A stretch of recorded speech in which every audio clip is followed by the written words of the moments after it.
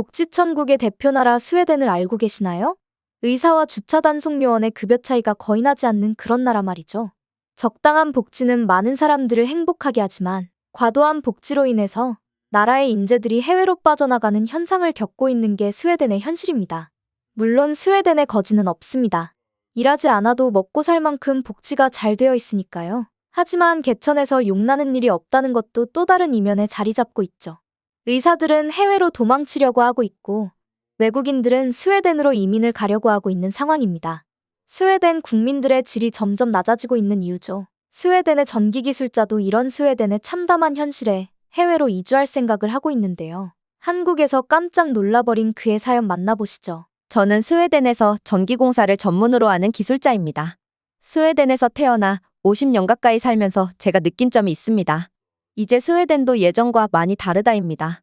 스웨덴은 복지천국, 모든 사람들이 이민 오고 싶은 나라라는 타이틀이 있었습니다. 하지만 지금은 떠나고 싶은 나라, 열심히 해봐야 바보 되는 나라라는 말이 맞는 나라가 되었죠.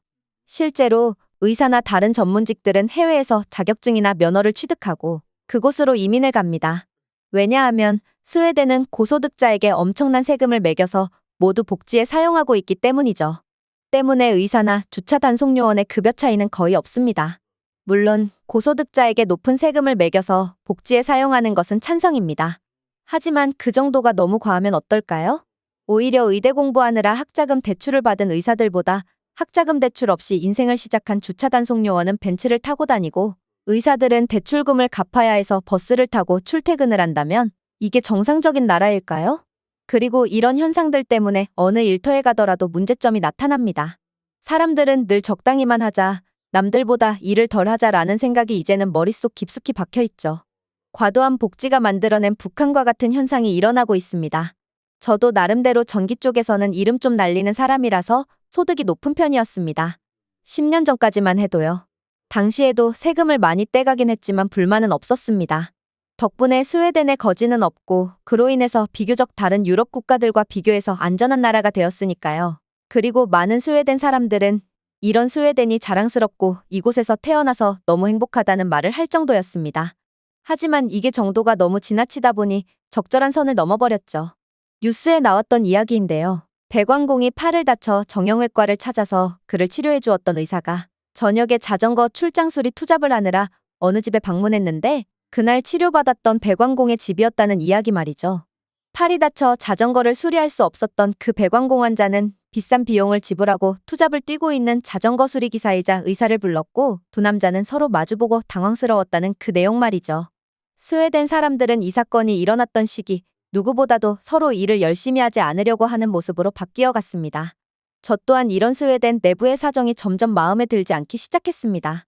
내가 자녀들에게 교육을 열심히 시켜서 좋은 직업을 얻어도 그렇지 않은 사람들과 큰 차이가 없이 거의 똑같이 살아가기 때문입니다. 자녀가 공부를 좀 잘한다 싶으면 역시나 외국어 공부는 필수이고 이민을 나갈 준비를 하죠. 그게 맞다고 봅니다. 저는 운이 좋게 건설 현장에서 전기공사 쪽에서 일을 하고 있기 때문에 다른 나라 어디를 가더라도 일을 할 수 있습니다. 물론 그 나라 말은 새로 배워야 하지만 전기기술이란 게 다른 나라에 간다고 못 써먹는 건 아니거든요. 그래서 이민을 준비했습니다. 처음에는 일본을 알아봤습니다. 많은 스웨덴 사람들이 일본으로 이민을 가거든요. 이미 제 친구도 오래전에 일본에 가서 살고 있습니다. 그 친구도 마찬가지로 아들이 공부를 굉장히 잘해서 바로 해외로 이주를 나가버린 경우입니다. 저보다 결혼을 훨씬 일찍 한 그 친구는 이미 아들이 일본의 대학에 다니고 있습니다. 그래서 일단 일을 잠시 쉬고 일본으로 가서 상황을 살펴보러 갔습니다. 공항으로 마중 나온 친구를 만났습니다. 이미 머리가 많이 하얘진 친구의 얼굴을 보니 세월이 참 빠르게 지나갔다는 생각이 들더군요. 이 친구도 저를 보며 그런 생각을 하지 않았을까요? 서로 말없이 끌어안고 등을 두들기며 오랜 세월 만에 만나 친구와 인사를 했습니다. 친구네 집에 놀러 갔습니다. 일본의 평범한 사람들이 주거한다는 친구네 집은 상당히 좁아 보였습니다. 물건 정리를 잘 해놓아서 그나마 공간이 좀 있어 보였지만 집이 많이 좁은 건 사실이었습니다. 그리고 방음도 잘 안 되는 느낌이었죠. 집에서도 큰 소리로 이야기하지 않고 작은 목소리를 유지하려고 하더군요. 다른 집에 피해를 주지 않기 위해 이런 행동을 하는 것 같았습니다. 배려하는 자세는 좋지만 집 구조가 문제가 있는 게 아닌가 싶어서 친구에게 조심스럽게 물어봤습니다. 집이 많이 좁다고 인정하는 친구는 일본 집에 대한 불편한 점들을 이야기해 주었습니다. 제가 실제로 일본으로 이민을 가서 살게 되면 겪게 될 문제이니 반드시 고려해야 한다며 말이죠. 일단 집이 좁은 건 둘째치고 겨울에 너무 춥다는 게 문제라며 지적하더군요. 아무리 난방을 해도 두꺼운 옷을 입고 있어야 한다며 말이죠. 그리고 반면에 여름에는 40도를 돌파해버리는 날씨도 너무나 고역이라고 하더군요. 예전에는 안 그랬는데 이제는 30도 후반이나 40도를 돌파하는 건 매년 며칠씩 있는 일이라며 게다가 모든 도시들이 바닷가 근처라서 상당히 습한 건 기본이라며 말이죠. 스웨덴을 떠나서 아주 행복하게 살고 있는 줄 알았던 친구의 입에서 의외의 답변이 나왔습니다. 저는 핵심 질문을 했습니다. 스웨덴을 떠나서 행복한지 말이죠.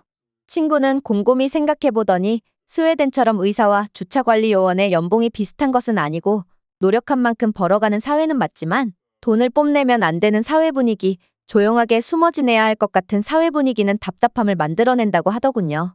그러면서 요즘에 그래서 일본과 비슷한 한국으로의 이주도 고려하는 사람이 많다고 하더군요.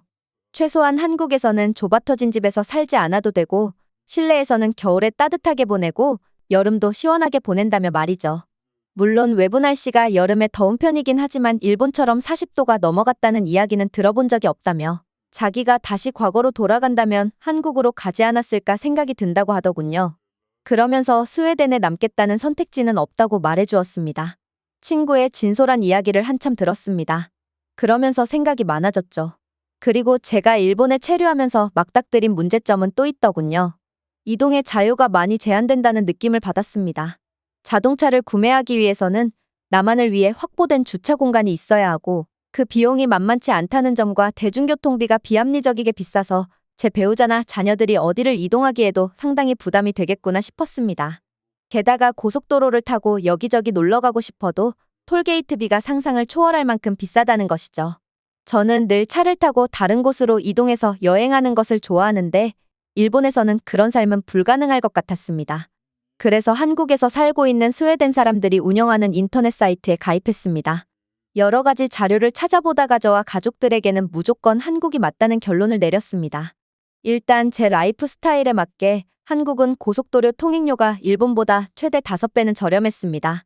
뿐만 아니라 주차 가지고 까다롭게 굴지도 않고요. 일본은 불법 주정차 단속이 너무 극심하고 그 비용도 만만치 않아서 아무도 불법 주정차를 하지 않는데 때문에 정말 급한 일이 있어도 예외란 없는 곳인데 한국은 오히려 그런 부분에서 더 느슨하다고 할까요? 법을 어기는 건 좋은 게 아니지만 적당히 타협을 보고 사람들도 이해해주는 분위기고요. 퍽퍽한 라이프 스타일인 일본과 저는 맞지 않는데 한국은 오히려 저랑 맞는다는 느낌이 들더군요. 당연히 가족들의 의견도 들어보았습니다. 자녀들은 너무나 당연하게도 한국을 더 잘 알고 있었고 둘 중 하나를 가야 한다면 무조건 한국이라며 더 고민할 것도 없다고 하더군요. 제 남편도 저와 아이들이 좋아하는 한국으로 가는 게 맞는 것 같다고 하니 저희 가족의 의견도 모두 만장일치되었습니다. 그리고 핵심적으로 한국이 기술자들을 대우해주는 게 더 좋았습니다. 그런 부분은 급여를 통해서 알 수 있죠. 저는 일본이 더 급여도 높은 나라인 줄 알았지만 그렇지도 않더군요. 한국에서의 삶을 기대하며 지금은 스웨덴에서 한국어 공부도 하고 있고 이민을 위한 여러 가지 준비를 하고 있습니다. 제 두 번째 삶의 터전이 될 한국에서의 삶이 기대가 되고 한국의 구석구석 여러 곳을 구경 다닐 생각하니 더욱더 기대가 되는군요. 그리고 이렇게 한국으로 가겠다는 결정에 도움을 준 저의 오랜 친구 라시에게 고맙다는 인사하며 글 마치겠습니다. 오늘 사연은 여기까지입니다. 구독과 좋아요 부탁드리며 다음에 또 찾아뵙겠습니다.